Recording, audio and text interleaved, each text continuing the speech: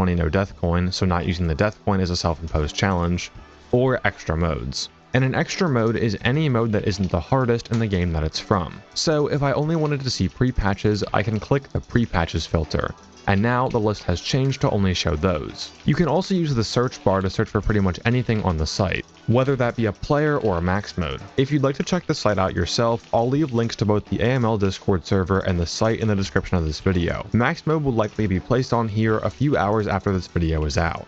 As a fair warning though, be patient with submissions and updates for the site. The AML is a passion project and a lot of these people just do this on their free time. So don't expect anything too crazy and give people enough time. Now let's get back to the game. Now all I had to do was get one last run at the 740s and I should be done. But it seemed that for the first time since passing Bones Could Never, I was finally starting to slow down a bit.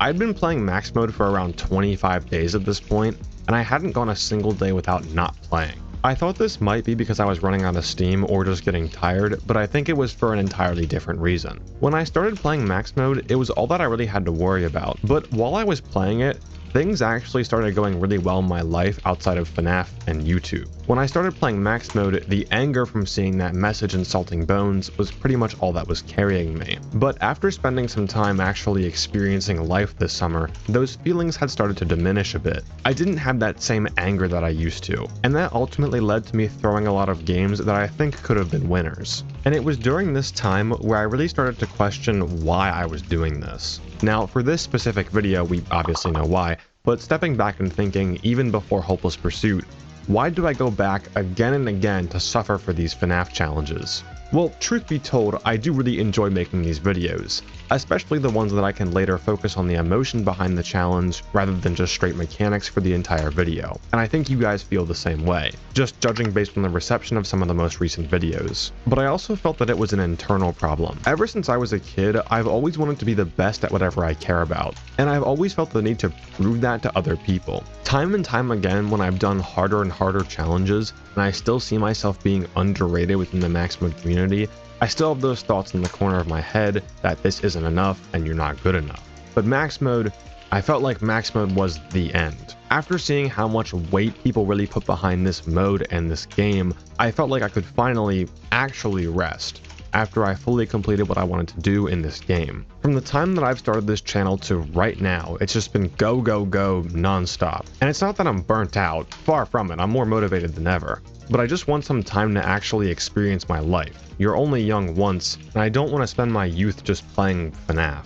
Beating max mode wasn't an escape from other people. It was an escape from the internal chains that I put on myself that say I have to be one of the best, and that people have to recognize that I'm one of the best. Finishing max mode is my freedom.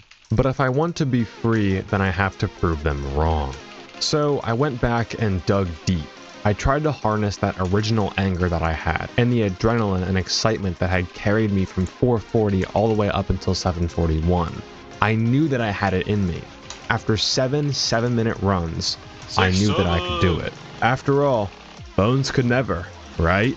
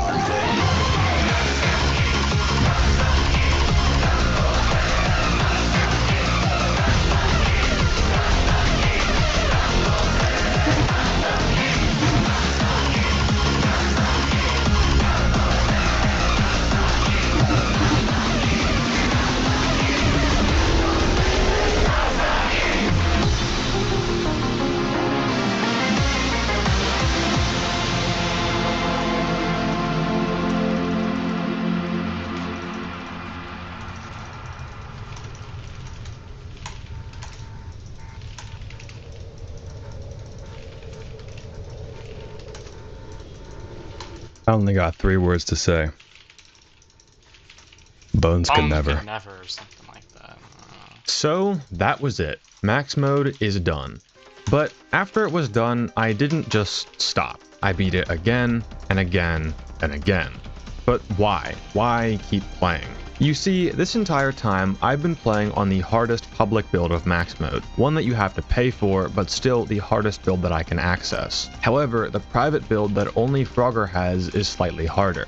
You see, his build has small buffs starting at Moonlight Sonata that are slowly added as the night goes on. We haven't really seen too many of them yet, just a few visual distractions and a smaller play button for the song. So the game is still mostly identical to mine at his personal best of 423. Even another player with experience on max mode, Astramek, stated that a 423 on Frogger's build scales to around 5 minutes on my build. But I knew that eventually, when he beats it, people are gonna say, well, Bones, you didn't do the hardest version of max mode, the version that Frogger did is harder, and then I'm back in the chains and have to go through all this shit over again. But I'm not taking that, not this time. You know how this goes, we're pulling a Hopeless Greed. After all, in my opinion, max mode is easier than Hopeless Greed, and I always like to progress up video after video, so I know what I had to do. I gotta find some way to make max mode not only harder than Hopeless Greed, but potentially the hardest FNAF challenge ever completed. I need to do something harder in this game that's harder than Frogger's version.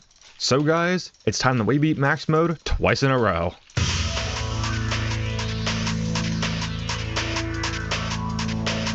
If I could beat max mode twice in a row, here and now, it wouldn't matter what happens in the future. It wouldn't matter what people say. If I beat max mode twice in a row, I would be free.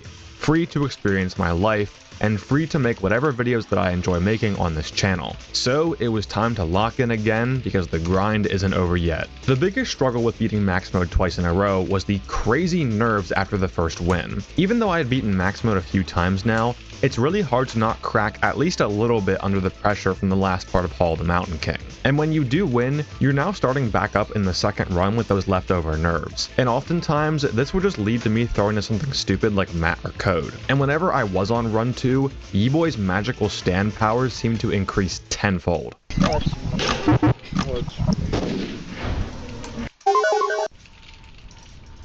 Five minutes later. This one, dude, this one I gotta see. I'm dead.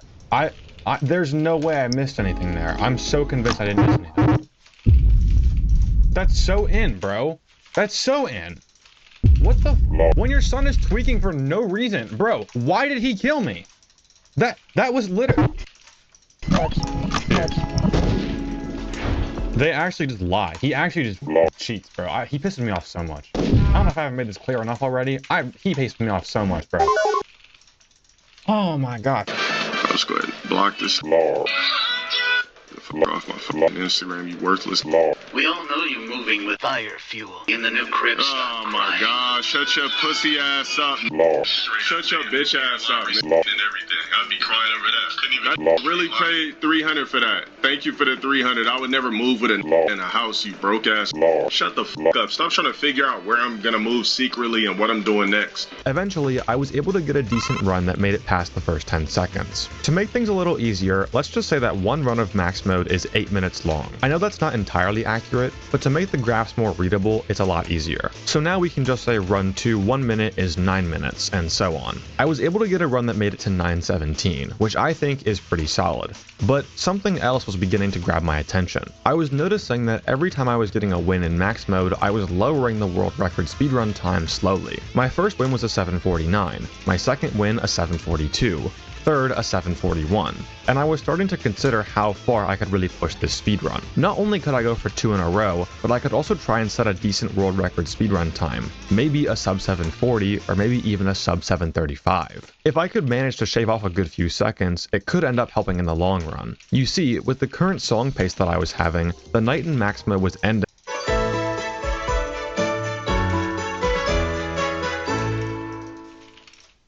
Today is about Timo. Our kit in Toad's Tale really takes an inspiration from his daily life as a role as a Vandal Scout will look like. In result, we have Timo using devices to help him float, to get around trains, and we have shovels to dig up some treasures or whatever. We got a lot of flavor of the Vandal Scout in Timo's kit here.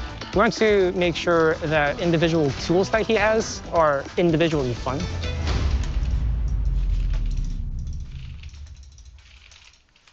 lasting right around the 3rd cycle of loop 3, which means this is a left heart cycle. By some miracle, in all of my wins, I never died to the last left heart. But what if I could just eliminate it entirely? When you take a look at all of the characters in max mode, only Yeeboy, Matt, and Aiden can kill you if you're just stalling and doing absolutely nothing. So if we could hold these characters off long enough to just play the song out before we do the last left heart path, we might be able to skip the left heart entirely. As long as we've hit every bus for Yeeboy up to this point, and because we're looking at Aiden in the hallway, that would mean that Matt would be the next character to kill at around 733. So in order to pull off this skip, we need to get a sub 735. And with that, my max mode speedrunning side quest began. I needed to identify within the night where I could squeeze out any more song time out of the cycle, and there were only really a few moments that I could improve on. We know that the only time that we lose song pace is when we have to enter the cameras to send buses. So I began to try and flick my cursor up to replay the song after dropping the cameras a lot faster. This did make Frogger a bit harder, as I would usually wait for his sound cue before replaying the song, but this had potential to save a lot of song pace overall. You pull up the cameras a ton, so even saving split seconds on every flip could result in those 5 or more seconds of song pace that I needed at the end of the night. I also began to wait a bit longer before entering the cameras for Yeeboy, specifically on the second barrage. In this barrage, you can use the visual cue of the image changing on the Frog TV as a tell of when to enter the cameras. In later parts of the night when I was more nervous, I'd usually get scared and flip up before the image changed, which wasn't lethal or anything, but it did lose me a bit of song time every time I did it. So I tried to wait every time for the image to change. There was one more way to improve my song pace, using a different strategy called -2. This strategy, which was invented by Nico Frost, the same inventor of -7 in FNAF 2 actually, only involves sending one bus on barrages 1 and 3, which would result in less time in the cameras overall and actually make a lot of characters easier. The only problem is that in order to remove the first bus 2 and the last bus 4, you have to send all of the other buses on the later half of their intervals, cutting all of Yeeboy's intervals in half. So if I had to choose between making every other character harder and Yeeboy more aim-based, or a 0.1 second interval, I'm choosing every other character because man, I hate Yeeboy's timing so much. But with an increase in speed and a